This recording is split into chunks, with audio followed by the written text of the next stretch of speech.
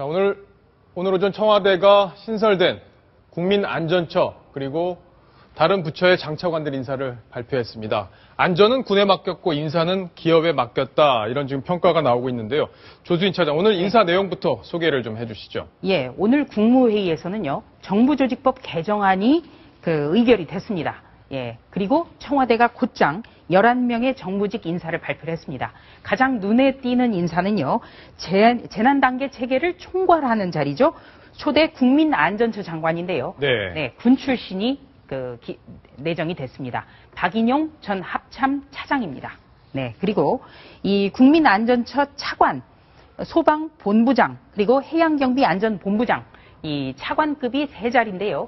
여기에는 조송래 소방방재청 차장, 그리고 홍익택 경찰청 차장, 예, 이분들이 내정이 됐습니다. 그리고 공정거래위원장에는 정재찬 전 공정위 부위원장, 그리고 공석이었던 청와대 교육문화수석에는 김상률 숙대교수가 내정이 됐습니다. 예. 자, 제일 눈에 띄는 것, 국민안전처를 신설해서 이제 국민안전을 본격적으로 제대로 다뤄보겠다 하는 게 박근혜 대통령의 구상인데, 지난 5월에 박근혜 대통령 이 구상에 대해서 직접 설명을 했었습니다. 그 장면 먼저 보시고 이야기를 나누겠습니다. 국가안전처를 만들어 각 부처에 분산된 안전 관련 조직을 통합하고 특히 첨단 장비와 고도의 기술로 무장한 특수기동 구조대를 만들어서 군이나 경찰 특공대처럼 끊임없는 반복 훈련을 통해 골든타임의 위기 대응 능력을 획기적으로 높이겠습니다. 자, 박서원 논설위원. 제일 관심을 끄는 부분, 국민안전처인데 수장이 장관입니다. 예, 이 부분이 좀 이색적으로 보이는데요. 당초 박근혜 대통령이 국가안전처라고 처음에 이름을 붙였었죠. 그래서 처를 만든다 할 때 위상에 대해서 처면 되게 차관급이 수장인데, 그래서 저 논란이 있었습니다. 특히 야당에서는 국민안전부를 만들어야 된다. 어떤 장관급으로 부를 만들어야 된다라고 실제로 어떤 다른 부의 인원 지원을 요청하는, 예를 들어 국방부에 병력 지원을 요청한다든가 하려면 장관급이래야 다른 부처에 요청을 할 수 있는 격이 되는데, 그래서 이 차관급이 아닌 장관급으로 국민안전처지만 장관급으로 보임하는 것으로 조직 체계가 바뀌었습니다. 그래서 장관급으로 보임했습니다. 아, 그랬군요. 여기 저희가 하나 오타가 있었네요. 정재찬 공정거래위원장인데 정채찬으로 잘못 표기가 되어 있습니다. 죄송합니다. 자, 그런데 오늘 관심 가는 부분 중에 하나가 국민안전처의 이 밑에 있는 차관급들을 비롯한 분들 중에 상당수가 군 출신입니다. 그렇습니다. 왜 군 출신을 이렇게 국가안전처를 맡긴 거죠? 국민안전처로요? 예, 지금 국민안전처 장관 박 장관 말고도 차관도 또 이렇게 안행부 2차관을 했던 이성호 전 육군 3군단장입니다.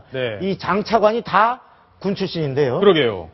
애초에 박근혜 대통령이 이 국민안전처의 역할을 규정할 때부터 어떤 군안, 골든타임을 놓치지 않을 수 있는 정예로운 훈련을 받고 또 전문성을 갖춘 훈련이 돼 있는 조직을 만들겠다라고 하면서 상당 부분 예고는 됐었습니다만, 아마도 이 군에서도 구조 군안에 대해서는 특히 해군이든 육군이든 이 사람들이 거친 주요 작전사령관 또 합참 차장 이런 직책들이라는 것이 합동작전, 육해공 합동작전과 같은 큰 규모의 긴급 어떤 사태를 수습하는 데에 많은 경험을 가졌다. 아마 이런 부분을 평가를 한 걸로 일단은 보입니다. 그러나 또 한편으로 보면 이 지금의 국민안전처는 많은 민간 자원도 동원을 하고 또 소통을 해야 되는 자리인데, 소방방재청이라든지 중앙재난안전대책본부에서 관록을 쌓은 그야말로 재난 전문가들이 발탁되지 못한 것에 대한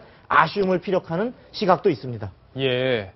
자, 지금 설명을 잘 들었고요. 지금 오늘 관심을 가졌던 부분 중에 하나가 삼성 인사가 인사혁신처에 발탁이 된 부분인데, 어떤 배경이 있었을까요? 이 박근혜 대통령 하면 가장 취약점이 바로 인사 참사 아니겠습니까?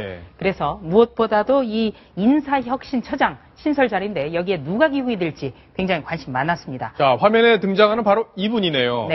이 이근면 내정자는요, 한마디로 말해서 삼성그룹에서 대표적으로 인사를 30년 가까이 했던 인사통입니다. 그래서 이 박근혜 정부가 야심차게 추진 중인 인사혁신을 책임지고 하겠다는 어떤 의지의 표현이 아닌가. 이렇게도 그 분석이 나오고 있고요. 그 세계 3대 인명사전 중에 하나인 마르퀴즈 후즈후라는 그런 예. 사전이 있는데요. 여기에서 그 인사 분야의 역량, 인사 분야 인재 이런 예. 분으로 그 기록이 돼 있습니다. 아, 대단한 그리고, 분이네요, 인사 분야에서는. 예, 또 그 면접의 키포인트라는 책을 쓴 적도 있습니다. 책도요. 네, 그러니까 이런 분이야말로 그 면접에 가서 성공할 수 있다. 네, 아주 유명한 책입니다. 예. 네. 자, 지금 박근혜 대통령이 관피아 문제를 척결하겠다 이런 의지를 밝혔었는데 아마 인사혁신처에서 이근면 내정자를 통해서 이런 과제들을 아마 하나씩 수행해 나가지 않을까 이렇게 예상을 해볼 수 있겠습니다. 자, 오늘 눈길을 끈 사람 중에 또 하나 있어요. 바로 박근혜 대통령의 동기 동창생이 발탁이 됐는데 그 내용도 설명을 좀 해주시죠. 네, 바로 장명신 방위사업청장인데요. 박근혜 대통령은 최근에 그 방산 비리에 대해서 이적행위다, 발본색원하겠다 이런 강한 의지를 보였습니다. 예. 그래서 방위사업청장에도 누가 기용이 될까 관심을 얻었는데요. 예, 장명진 내정자는 박근혜 대통령과 서강대 전자공학과 동기 동창입니다. 동기 동창. 예. 예. 우리나라에서는요, 이 자주국방, 그 국산 미사일 개발 하면은 이 장명진 내정자고요. 그 1976년에 그 국산 첫 미사일 백곰 개발팀에서 그 활약을 했습니다. 백곰 사업은 당시 박정희 대통령이 추진했던 자주국방의 핵심이기도 했습니다.